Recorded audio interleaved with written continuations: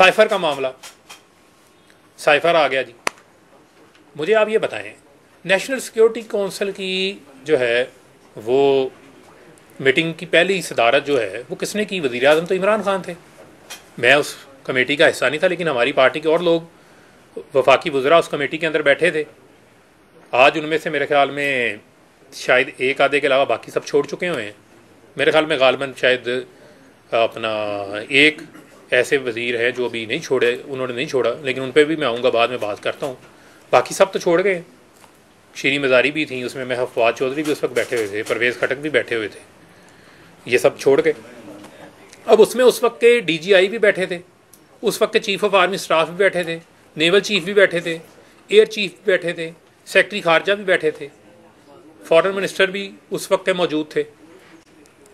जब आपकी सरबराही में नेशनल सिक्योरिटी काउंसिल की कमेटी की मीटिंग हो रही हो, साइफर उसमें ज़ेर बहस है, लेकिन उसका मुश्तरका इलामिया ये जारी होता है कि ये मुदाखलत है, ये इंटरफेरेंस है, ये कॉन्स्पेरेसी नहीं है, ये साजिश नहीं है। इसका मतलब है कि आपने उस कमेटी में सब पहलुओं को डिस्कस किया होगा, जिसमें बाद में हमने बयानिया बनाया कि जी फलाना जाके फलाने सफारतकार को मिल रहा था, फलाना सफारतकार फलाने को मिल रहा था। लेकिन जब हाईएस्ट फोरम में ये डिसाइड हो गया कि ये इंटरफेरेंस है और हम इसको डिमार्श करेंगे, डिमार्श मतलब कि आप ये देख लें, पाकिस्तान जैसा मुल्क जिसकी एक तजारत का एक बहुत बड़ा हिस्सा, सिग्निफिकेंट हिस्सा हमारा US के साथ हमारी ट्रेड है, हमारे और उनके साथ बहुत सारी ताल्लुकात हैं, ताउन है, उनको जब हम जलसों में लेके जाएंगे, जब उनको TV टॉक शोज़ में लेके जाएंगे, जब बार बार उस मुल्क का नाम हम इस्तेमाल करेंगे अपने पॉलिटिकल गेन के लिए, तो फिर आपने डिमार्श क्यों करवाया? आप उस वक्त कहते हैं कि जी हमारा इख्तलाफ है, वज़ीर आज़म का इख्तलाफ हो गया नेशनल सिक्योरिटी काउंसिल के मेंबरान के साथ। यानी कि पाकिस्तान ने डिमार्श दफ्तर खारजा में भी किया, पाकिस्तान के यहाँ भी बुला के अमरीकी सफारतकारों को, और वाशिंगटन के अंदर भी किया। 2 जगह डिमार्श हुआ। कभी इतना सख्त रद्द-ए-अमल पाकिस्तान ने नहीं दिया। जब रद्द-ए-अमल दे दिया, सब कुछ हो गया, तो बस फिर आप उस मामले को वहाँ पर ख़त्म करें कौमी इंटरेस्ट को सामने रखते हुए। लेकिन कौमी इंटरेस्ट की बजाय आपने कहा नहीं, इस पर सियासी बयानियाँ बनाना है। फिर को सियासी अपने बयानिए के लिए इस्तेमाल किया गया, और जिस तरीके से जब मालूम है कि मतलब आप मुल्क एक वज़ीर आज़म है, वज़ीर आज़म को तो अदराक होता है, इन चीज़ों की सेंसिटिविटीज़ से मुतल्लिक़ अदराक होता है। वो पाकिस्तान जैसा मुल्क, जिस मुल्क के अंदर आपको उसकी इकनॉमिक सिचुएशन का भी ये पता है, आपको ये भी पता है कि आपको IMF की ज़रूरत है, और वहाँ आप, वो पंजाबी की मिसाल है, तो आप वहाँ पर जो है वो कमज़ोर भी हैं और आप लड़ने भी निकल पड़े। या तो आप इतने तगड़े हो ना कि आप कहें कि जनाब आपके पास कोई 1000 अरब डॉलर के रिजर्व भी पड़े हैं और आपकी मैशियत भी बड़ी मजबूत है, आप लड़ भी लें।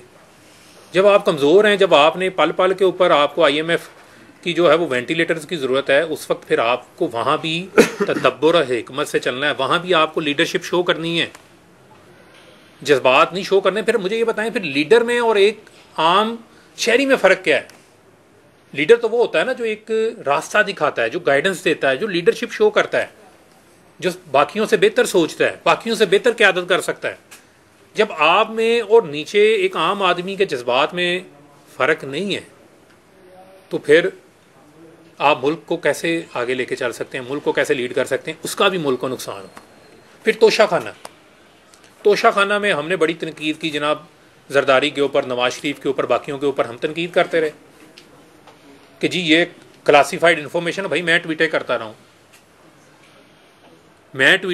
हूँ, मैं प्रेस कॉन्फ्रेंस करता रहा हूँ कि ये क्लासीफाइड इन्फॉर्मेशन के पीछे छुप रहे हैं। हमें ये पता ही नहीं है कि इमरान खान साहब ने भी तोशा खाना से घड़ियाँ ली हुई हैं, आपने पेमेंट करके ली है, जो भी लिया है, वट एवर जो भी आपने किया है, मैं उसकी डिटेल में नहीं जाता। लेकिन मेरा ये सवाल कि इमरान खान जैसे लीडर जो कि हाई मॉरल ग्राउंड्स की बात करते थे, जिन्होंने हमें सिखाया कि जी अपने असासे शो करें, जी सबसे पहले वेबसाइट पे असासे डाल दिया, जी नवाज शरीफ ने कितना टैक्स दिया, जी 5000 टैक्स दिया, 0 टैक्स दिया, जी मैंने इतना टैक्स दिया। जी हमें यही सबक सीखते आए ना, इसी वजह से लोग, पाकिस्तान की आवाम उनके साथ लगी, हम जैसे लोग उनके साथ खड़े हुए। अब मुझे आप ये बताएं कि आप जैसा जो लीडर जो ये क्लेम करता है, हाई मॉरल ग्राउंड लेता है, वो तोशा खाना से घड़ियाँ भी ले रहा है और उसके बाद उसकी कैबिनेट के मेंबरान को ही नहीं पता। आए बाएं शाएं हमारे सामने हो रही होती थी। अच्छा जी आप ऐसा करें, स्पोक्स पर्सन की मीटिंग कॉल हो रही है पीएम ऑफिस में, तो शगाना का डिस्कस हो रहा है, अपोजिशन तनकीद कर रही है, अच्छा जी आप जाके कहें जी ये कि क्लासीफाइड इन्फॉर्मेशन, अच्छा जी फिर जो भी लिया है वो पैसे दे के लिया है। यानी कि जो चीज़ डिफेंडेबल ही नहीं है उसको, उसका दिफा हम कर रहे थे।